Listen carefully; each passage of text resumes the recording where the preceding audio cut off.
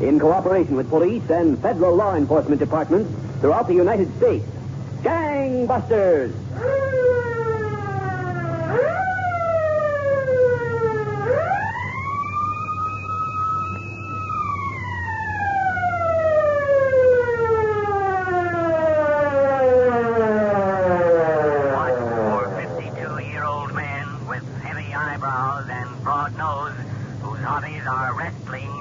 Portrait painting. More to follow on Gangbusters Clues. Gangbusters, the only national program that brings you authentic police case histories, has asked John J. Sullivan, former Deputy Commissioner and Chief of Detectives, Police Department, City of New York, to narrate by proxy tonight's case. Commissioner Sullivan. Thank you, and good evening, Gangbusters listeners. Years of experience have taught police officers one useful factor about criminals. When more than one person is involved in a given crime, the chances of solving that crime increases. Tonight's case involves more than one criminal. It began at 11:40 p.m., the evening of June 15th, 1953. Two men had just left a waterfront bar on New York's West Street and were walking through a deserted side street. I'm still worried about it, soldier. I think you make a big mistake. Now, look, it's over 6 months now. Everybody has forgotten, including the cops, so you'll forget it, huh? It is not so. Look, now, did the soldier ever steer you wrong? Did I? No. Well, and you listen to me, you stop worrying, huh? Okay? Well, here it is. What do you think, huh? Latest model with all the extras, including tubeless tires. Nothing too good for the soldier, huh? What do you think? A car like that costs a lot of money, soldier. I thought we were going to wait a year before we spend any of it. 6 months is long enough. You worry too much. Go on, I'll give you a lift home. No, I walk. What's the matter? You even too worried to ride it? Well, it's a nice night. I walk. Okay, kid. You'll be around in the gym tomorrow, huh? Oh, sure, soldier. I'll be there. I really got it this time. This time we're going to make it right back up to the top. Sure, soldier. I'll see you tomorrow.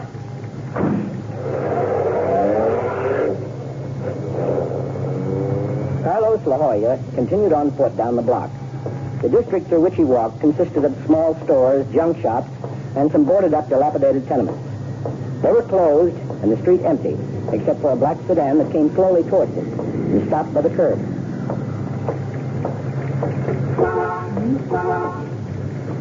You honking for me, mister? You want me? Help! Help! Help me!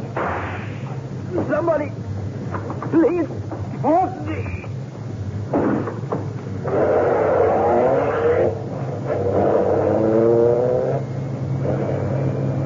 A shooting with no witnesses. A start from scratch. A local sector car on routine patrol discovered the wounded man on the sidewalk. An ambulance was called. Detectives Fred Bryan and Harry Gomez of the homicide detail took over from there. They went first to the hospital to talk to the injured man. No identification? No, nothing, Harry. The room's down this corridor. Doctor says it's okay to see him. Then we don't even know his name. Oh, yes, we do. Before they wheel him into emergency, he managed to get that much out. His name is Carlos La Jolla, Lajoya. Gave his address as Dutton Street. I'm having Greenbaum check that. The report I got before coming down here said 2 shots. Yeah, that's right. One in the shoulder, the other, the mean one through the right lung. Slugs are on the way to ballistics right now. How's he doing? Not good. Doctor doesn't give him long. Well, this is the room, Harry. 318.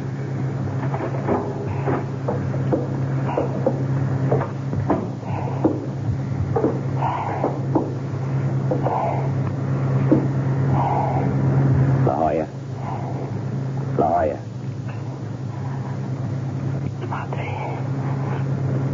Mi madre. He's calling for his mother. Carlos, we're trying to locate your mother now.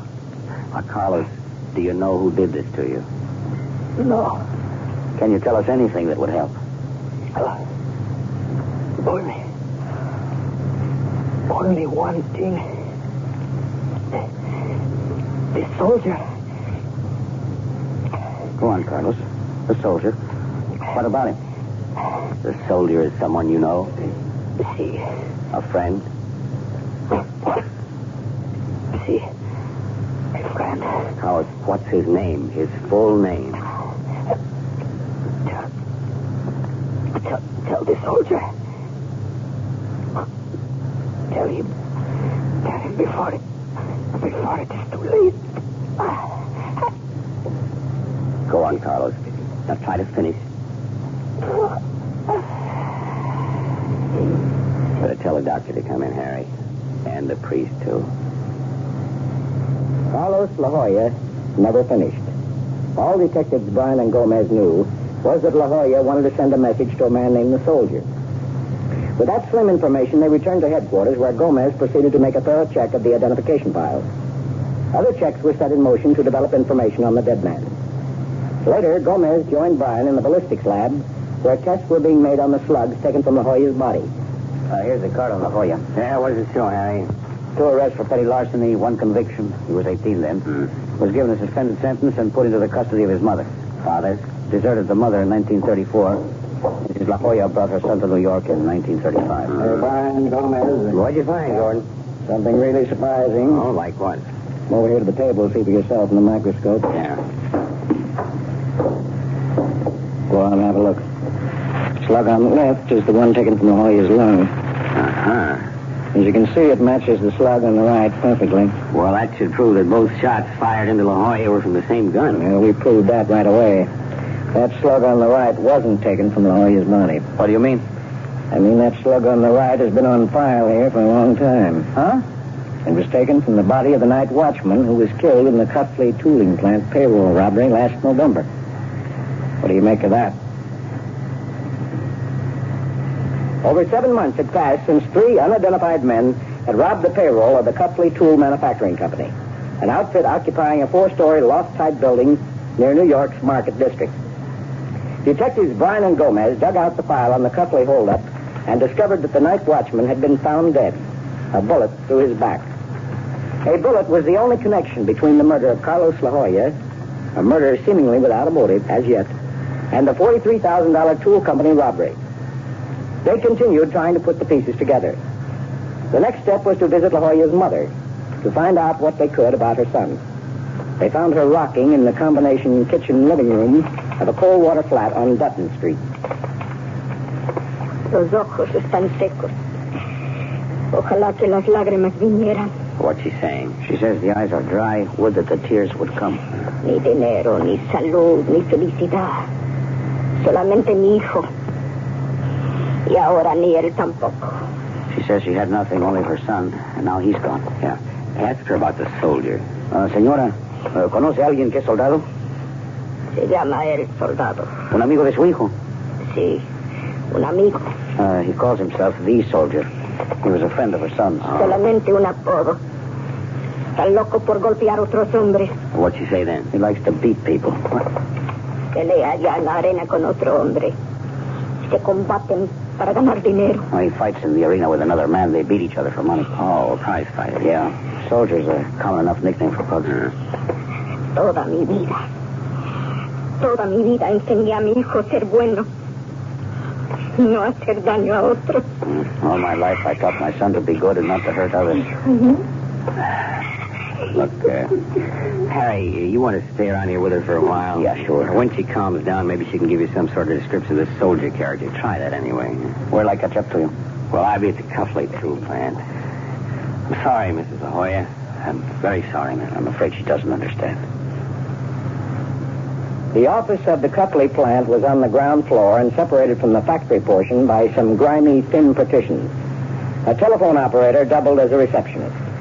She wore a large diamond ring, and a mink stole was thrown around her shoulders. Excuse me, miss. My name is Bryan. I'd like to see Mr. Cuffley, please. You have an appointment with Mr. Cuffley? Well, I'm a detective homicide squad. Homicide? Oh, you don't look like a policeman.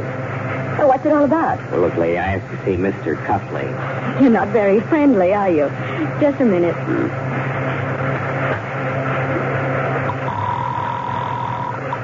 Yes, what is it? There's a Detective Bryan here to see you. Detective? That's what he says. All right. Tell him I'll be with him in a minute or two. He'll be with you. In a minute or two, thanks. I'll keep you company in the meantime. What are you staring at? Well, I was just admiring that diamond ring you're wearing. It's quite a stone. Oh, that. Oh, Mr. Cuffley gave it to me. The mink stole, too. Nice Christmas bonus from the boss, huh? A gift from my husband. I'm Mrs. Cuffley.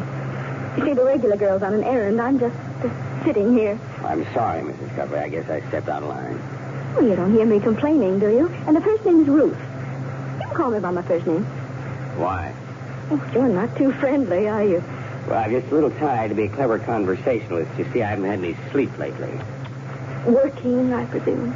Working. You know what they say about all work and no play. Yeah, I like it to be all work. Oh, you expect me to believe that? Look, Mrs. Cuffley, I came here to see your husband. Well, is that any reason you can't be friendly? I always thought a police officer was a servant of the people. You know, I might have to call on you sometime for help. Yeah, any phone operator will give you the number. I mean your home number. Well, you have to ask my wife. Will you come in now, Miss Bryant? Yeah. Nice talking to you, Miss Bryant. Yeah, sure. Sorry to keep you waiting. That's all right. Your wife saw to it the wait wasn't too dull, Mr. Cuffley. Oh, sit down. Thank you. I want to rush you, Lieutenant, but I'm very busy today. Well, I won't take up too much of your time, sir. It's about the payroll robbery you had here. Oh, that? Yeah. That robbery was 6 months ago. We've pretty well written it off by now. Well, we haven't. According to the records, your night watchman was murdered and $43,000 stolen. How do you write that off? Look, Brian, how long is this going to keep up? Every time I get settled down to work, another cop comes in here, starts asking questions, disturbing our routine, upsetting my employees. You fellows have had 6 months. You haven't come up with a thing. For 6 months you've been bothering us. Now, why don't you leave us alone? Mr. Cuffley, can you afford to lose $43,000? We're insured. I don't get it unless you have something new, Brian. We have something new. Oh? Well, why didn't you say so? You see, a man was murdered last night just off West Street, not far from here, as a matter of fact. I don't see what that has to do with our payroll robbery. Well, you don't have to. That's our job. Now, here. Have a look at this photo, will you? You recognize this man? No, I never saw him before. What's he done? He got himself killed. Named Carlos La Jolla. That name mean anything to you? Not a thing. He had a record, 2 arrests for petty larceny. It's a long jump to a $43,000 payroll robbery. Maybe so, maybe not. We're going to find out. We're going to need your help. I just don't get it. A man is found dead. Murdered. And just because it's near here, you think there's a connection. Now, look, Mr. Cuffley, are you going to help us? What can I do? Well, I'd like to show this photo to all your employees. See whether any of them know La Jolla. Now, how about it? All right, I'll get our foreman on it right away. I'm sorry, Brian, if I got worked up. You know... Oh, excuse me. Certainly. Yes? This is Detective Gomez. Is Brian still there? Oh, yes, just a moment. It's for you, Brian. Detective Gomez. Oh, thanks. Yeah, I got a description of Carlos' friend from Mrs. La Jolla and sent out an alert. We got a quick return. Phillips just radioed in. He's located our boy. Oh, which one? The soldier. His name is Wally Revlock. Fights under the name of Soldier Revlock. Yeah, where'd they locate him? At the Diamond Gym, a training place for fighters. Better let Phillips bring him in for questioning, eh? No, I got a better plan. Keep an eye on him, and I'll meet you there in 10 minutes. I know the place. We'll do our questioning there, okay? Okay. You having any luck where you are? Yeah, I don't know yet. Something new? Well, there's always something new. I have to go now, Mr. Cuffley, but I'll be back to check on that photograph. Leave it with you? I'll get right on it, Brian. Once again, I'm sorry. Oh, no, that's all right. By the way, did you ever hear of a man named Revlock? Soldier Revlock? That's an odd name. He's a fighter. Ever hear of him? No, I don't follow the fights. Why? Well, you know how we are, Mr. Cuffley. We police. We just keep at it.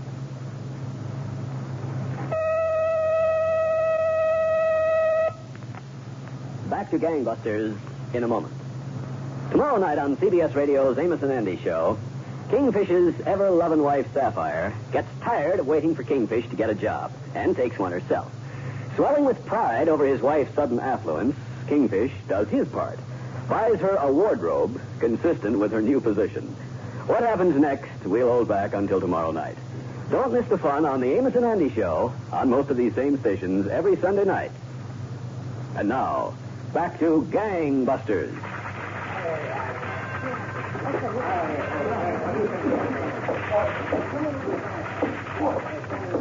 That's Soldier Revlock. That little guy punching the bag over in the corner.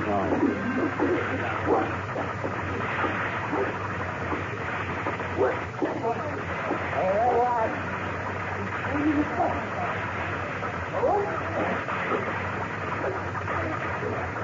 Revlock, I want to talk to you.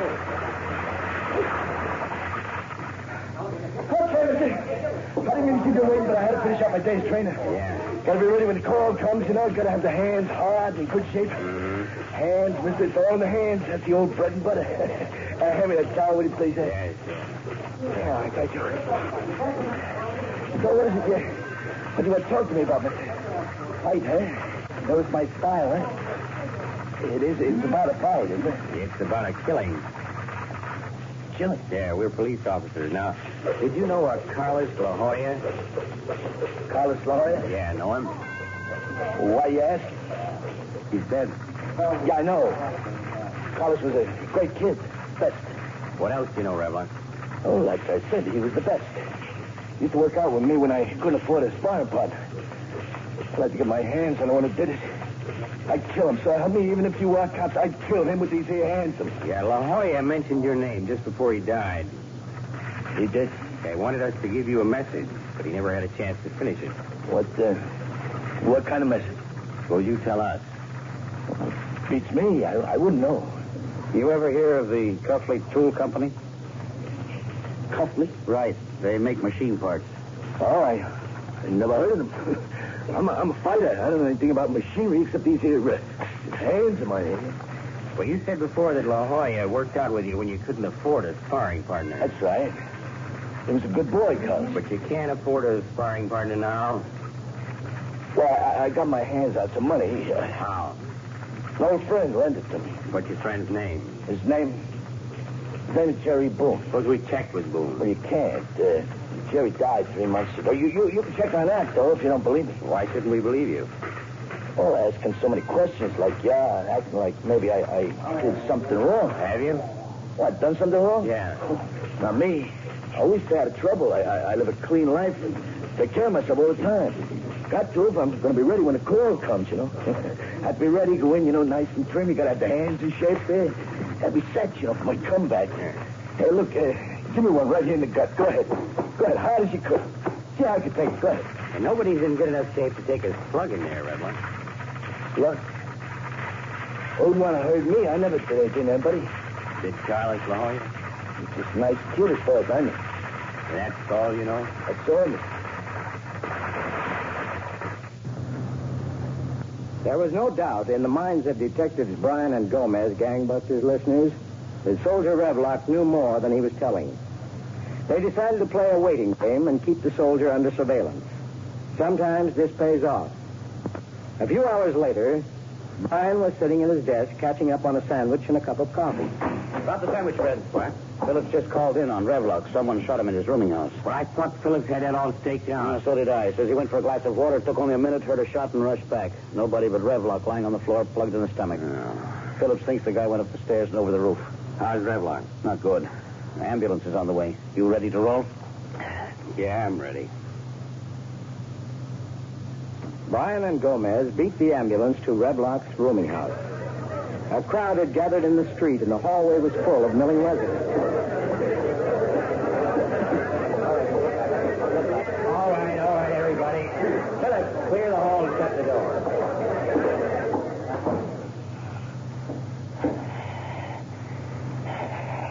Revlock. Revlock. Who gave it to you, Revlock? Who did it? I don't know. Did you get a look at him? That punch I got, that was mean. That was awful. Sneaky mean. I'm dying, ain't I? The ambulance is on its way. Be here in a minute. Now, look, Revlock. Who pulled the Cuffley payroll job? You did, didn't you? Tell us. I did, yes. Who else was with you? You didn't pull it alone. Who? Carlos La Jolla. Who shot the night watchman? Do you hear me, Revlock? Who shot the night watchman? You or Carlos? No. The other one. The other one? He shot me, too. He pulled a rabbit punch on me. Revlock, you mean the same man that shot the watchman shot you? Now, what's his name? It's Roy. Roy. That's all I know. Just Roy. Did Cuffley know anything at all about the stick-up? He's fading, Frank. Yeah, I see that. Revlock, did Cuffley set up his own robbery? Cuffley. Yes. Cuffley. And Roy worked for Cuffley? We all work together. For Cuffley. Here comes the ambulance. Yeah. Revlock, you know where this Roy lives? Revlock, can you hear me? He's gone, Frank. We've lost our witness. I know. Well, Detective Bryan, how nice to see you again. Is it? Your husband in, Mrs. Cuffley? How do you like my new coat, Mr. Bryan? You're always so observant. Well, that's a detective's job, Mrs. Cuffley. It's pretty fancy, I'd say. Must cost a lot of money. Now, will you tell your husband we want to see him? I'm sure he'll be glad to see you. Perhaps. Come along. Detective Bryan again, dear. I'll see you again, I hope, Mr. Bryan. You might, Mrs. Cuffley. Come in, gentlemen. Close the door. Yeah, this is Detective Gomez, my partner. Oh, glad to meet you. How do you do? Thank you. I had my foreman check the entire plant personnel on the photograph that you left with me. No one here recognized that man, what's his name, La Jolla? Yeah, La Jolla, Carlos La Jolla. Nobody, huh? I wish I could be more helpful. Well, we can't win all the time. Harry, ask him the $64 question. Something else? Yes, do you have an employee named Roy? Does that first name mean anything to you? Roy what? We probably have quite a few Roys on our payroll. You'll have to tell me more than that, gentlemen. Well, perhaps this guy's not on your payroll. Let's see, he's a friend, business acquaintance. I don't get you, Bryan. Now, look, Cuffley, here it is. A man named Roy shot your night watchman 6 months ago at the time of the payroll robbery. I wouldn't know. And this Roy probably shot Carlos La Jolla. I told you I don't know this La Jolla. That's what you told us. Why'd you ask me all this? I don't know anything. And this Roy took a shot at a fighter named Soldier Revlock just an hour ago. Why tell me all this? Because Soldier Revlock told us that he, La Jolla, and Roy were all hired by you to hold up your own payroll, Cuffley. Now, come clean. This soldier told you that? He did, just an hour ago. Now, Cuffley, you are into this thing up to your neck. You might as well come clean. How about it? How about it, Cuffley? All right. I planned the robbery. My wife kept asking me for money. I didn't know the watchman would be killed. Uh-huh. And after the job was pulled, you were afraid of the soldier and La Jolla. Afraid they'd talk, especially the soldier after we'd been to see him. That's why you had this Roy kill him, wasn't it? Roy killed the soldier? But you said he spoke to you. Before he died, Cuffley. Then you haven't got a witness. The soldier is dead. We haven't got Roy either, Cuffley. But we've got you for a starter. Now, come on. A thorough investigation of Henry Cuffley's affairs, gangbusters listeners, revealed that before the robbery, he had been in serious financial straits. The insistent demands of his extravagant wife caused him to plan the robbery and the subsequent cover-up murders. Cuffley revealed to the police that Roy's last name was Packham. Packham was apprehended within 48 hours and confessed to the dual murders. He was sentenced to execution in the electric chair. Henry Cuffley was also electrocuted for his complicity in the murders. Thank you, John J. Sullivan, former Deputy Commissioner and Chief of Detectives, Police Department, City of New York. And now, Gangbusters Nationwide Clues, broadcast every week to assist American police in their war against the underworld. Attention, Gangbusters listeners. Aaron Harry Gordon is wanted by the FBI for unlawful flight to avoid confinement for the crime of murder. Listen carefully to his official description.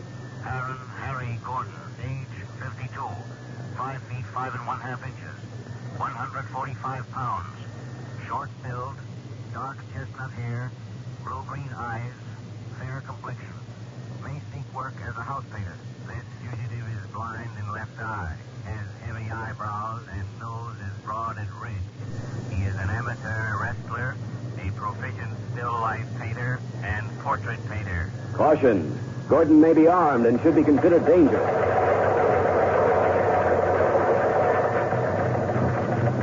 If you have any information concerning this clue, notify your local police, the nearest office of the Federal Bureau of Investigation, or Gangbusters at once.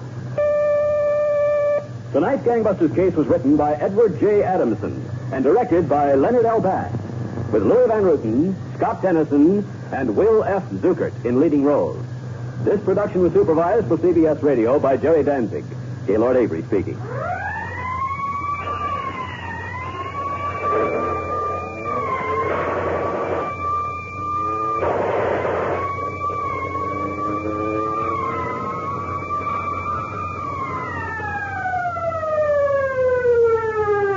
Listen next week, same time, same CBS station, to amazing facts in The Case of the Mutt and Jeff Team on Gangbusters, a production of CBS Radio in cooperation with Phyllis H. Lord. Time and tide wait for no man. The same thing could be said about news. It doesn't wait on anyone's convenience. What does help is having your radio handy, at home, in your car, wherever you are, and tuning in the strategically spaced news broadcasts of CBS News